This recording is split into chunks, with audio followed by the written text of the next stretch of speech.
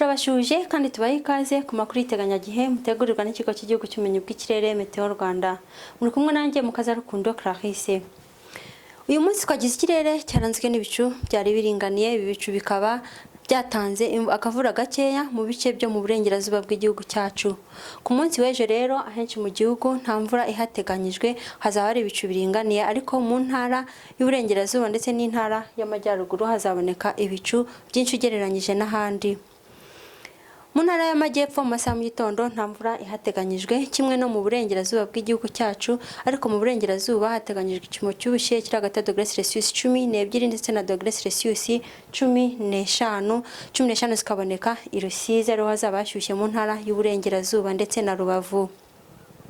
Mu ntara y'amajyaruguru naho nta mvura ihateganyijwe mu masaha mu gitondo, ndetse igipimo cy'ubushyuhe cyaho kiri hagati ya °C 13 ndetse na °C 15.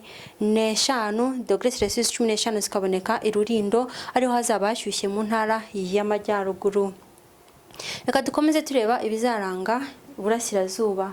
Biteganyijwe yuko mu burasirazuba naho hazarangwa n'ibihe by'umucyo mu masaha mu gitondo.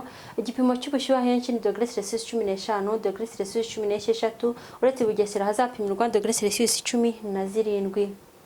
Umujyi wa Kigali nta mvura uteganyijwemo, ndetse igipimo cy'ubushyuhe cyaho kikazagera kuri °C 17.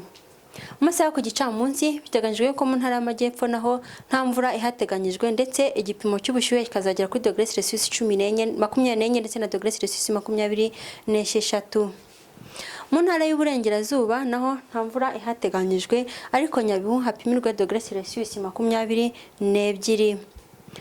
Mu ntara y'amajyaruguru naho hateganyijwe ibihe by'umucyo, ndetse hapimirwe °C 22 aho ni Gicumbi na °C 25. Mu ntara y'uburasirazuba nta mvura ihateganyijwe, ariko Gatsibo ndetse na Nyagatare nitwo turere dushyushye tuzapimirwamo °C 29. Umujyi wa Kigali uteganyijwemo °C 27, ndetse n'ibicu bitazatanga imvura. Reka dukomeze tureba iteganyagihe ry'iminsi 5 kuva ku munsi w'ejo kugera ku munsi wo kuwa mbere w'icyumweru gitaha. Biteganyijwe yuko rero muri iyo minsi 5 iri imbere nta mvura iteganyijwe, ahenshi mu gihugu hazaba hari ibicu byiganje bitazatanga imvura.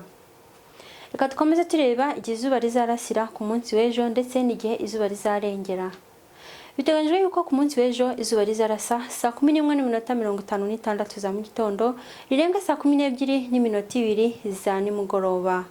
Mwakoze kudukurikira, tubifurije kugira ijoro ryiza.